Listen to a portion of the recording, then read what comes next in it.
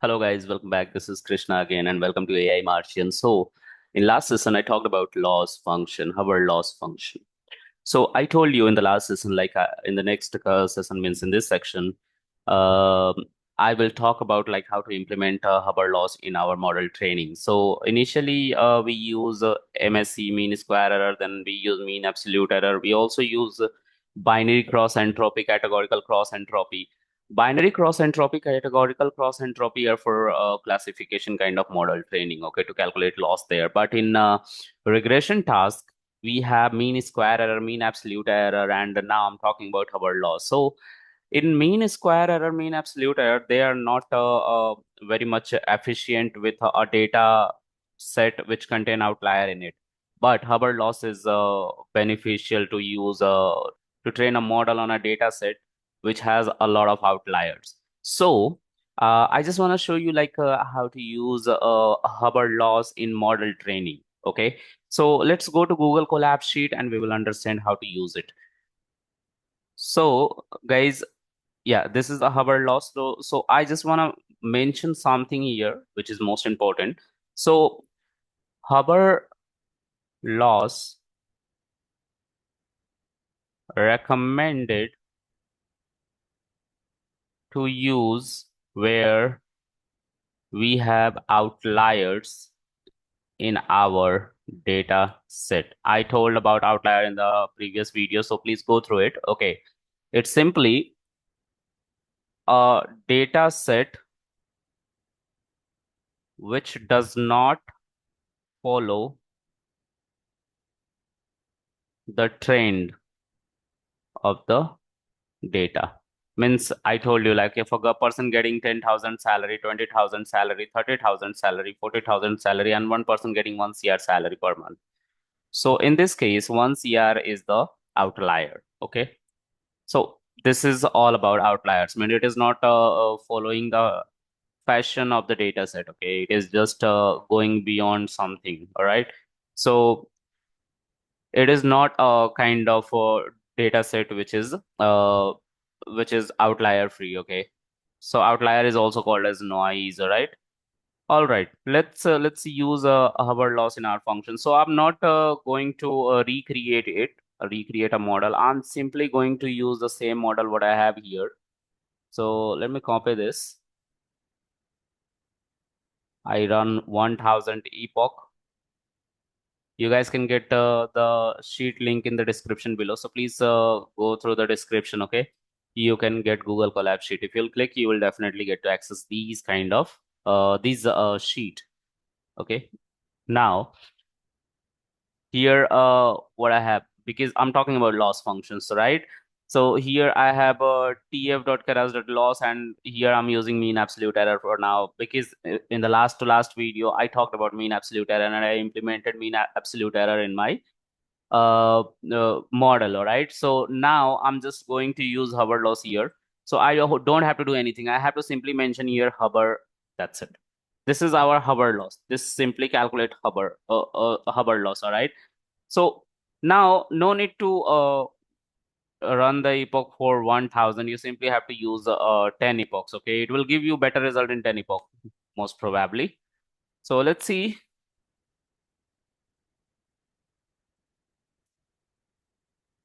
It is working on it. See, I'm getting 1 second, guys. It is showing me MAE. All right, no problem. Yeah, here we have the loss 1000. Sorry, 1,03,386. That's the loss right now.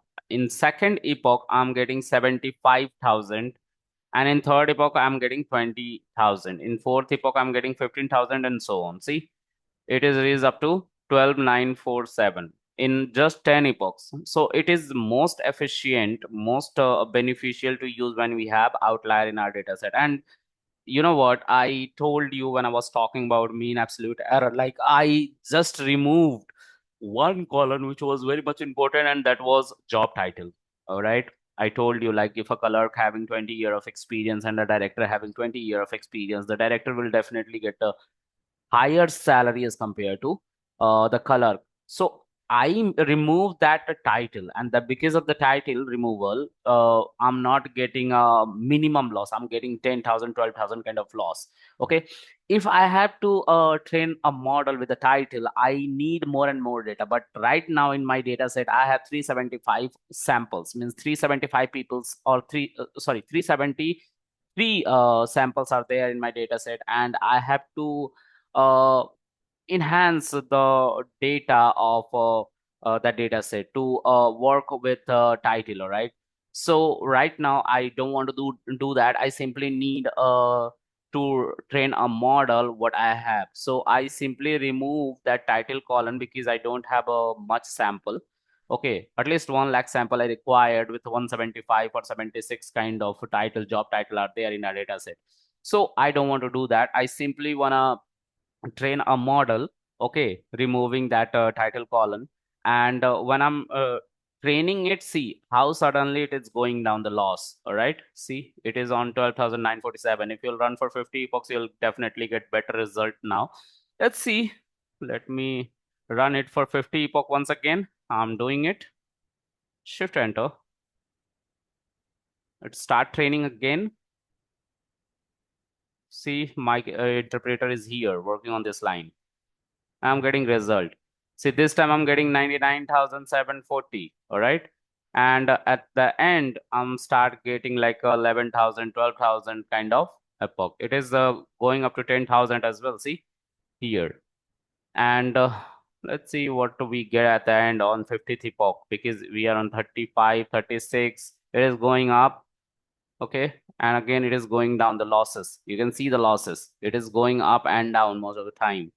So on 50 epoch, I'm getting 10,029 loss, means 2,000 point we go down. So this is a good result, but not better. Okay, this is 10,000, which is not acceptable in the market anyhow. So what do you guys have to do? You have to simply enhance the data, and you guys have to simply enhance the title as well. Means you have to mention the title in one hot and coded form before passing to the model, and for that we require more data. And I would recommend it if the data would be 1 lakh, 2 lakh 2 lakh data samples would be there, that would be absolutely fine to run this model, and we'll definitely get a loss like 200, 300, or 100. All right. So right now we don't have so much data, and that's why we're not getting such kind of loss. Less loss, we are getting a maximum loss like 10,029. That's too much.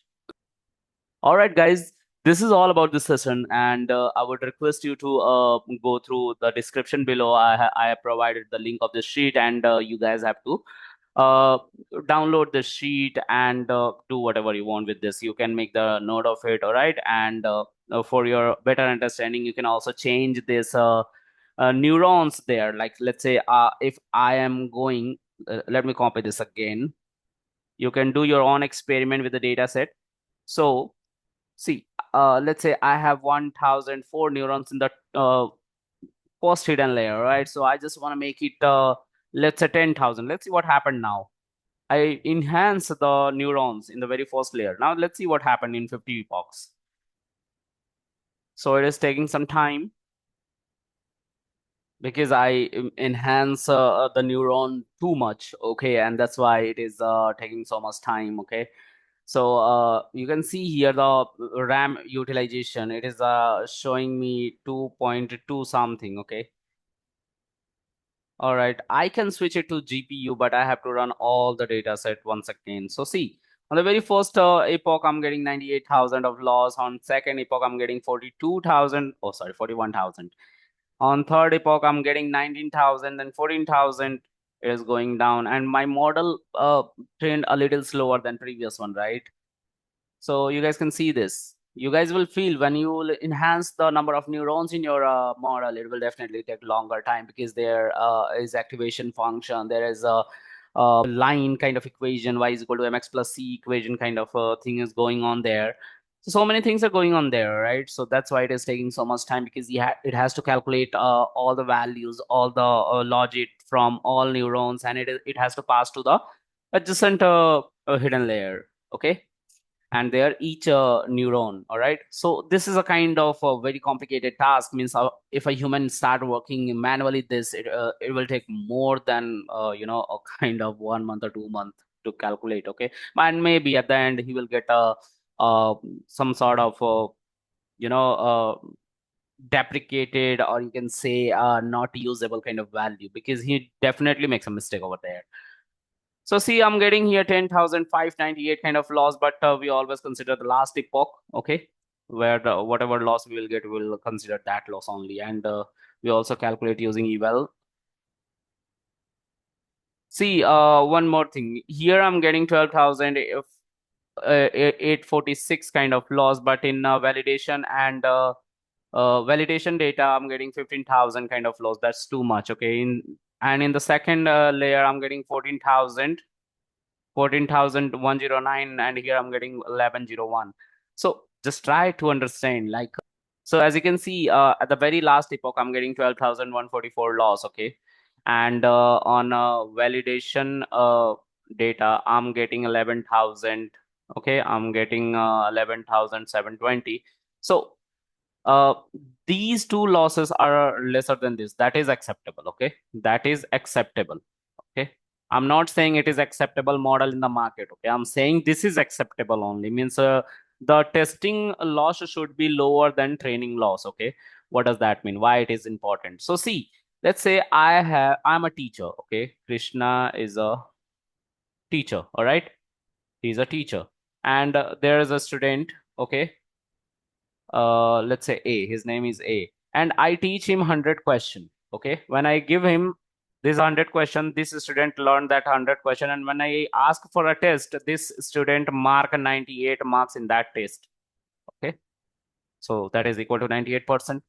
On the other hand, there is one more friend of mine whose name is Rohan, right? So Rohan simply come to my college and ask to the same student like 100 question. Okay, I told him already what kind of syllabus I already have taught him. I informed this person.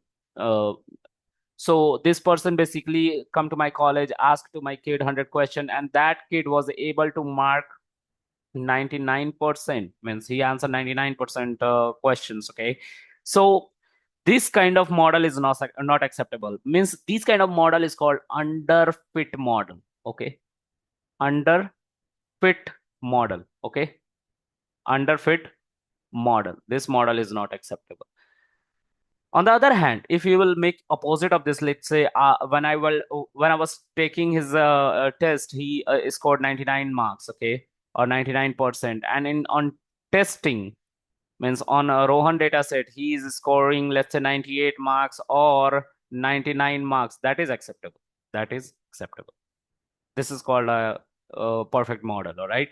So right now, this is a perfect model, but losses are high. So that's why we cannot deploy it into market, all right? So this is all in this video, guys. I just want to show you once again, like what you have to use while using Hubbard laws. Okay, so you have to simply change this mean absolute error to Hubbard, right? And parenthesis. This is a class, that's why H is capital, right? It is not a method. It is a class, okay? And class initial value is always in capital letter, whereas method initial values always in small letter. All right, so this is all about the Hubbard laws, and now in next classes we will discuss about the next topic. So if you really like this channel, please do like, share, subscribe, share with your friend families, and give me comments. And yes, guys, yesterday I was not feeling well, and that's why I was not able to upload the video, but I will try to make it on regular basis. I will keep uploading every day my videos. All right, so I always try to upload my video on daily basis. All right, so hope you understand. Any kind of mishappening happened with a person, all right? So all right, guys, this is all about this video. Please do like, share, subscribe, share with your friend families, and let me know in the comment section if you really like. Thank you, guys. Thank you very much. Keep learning, keep watching.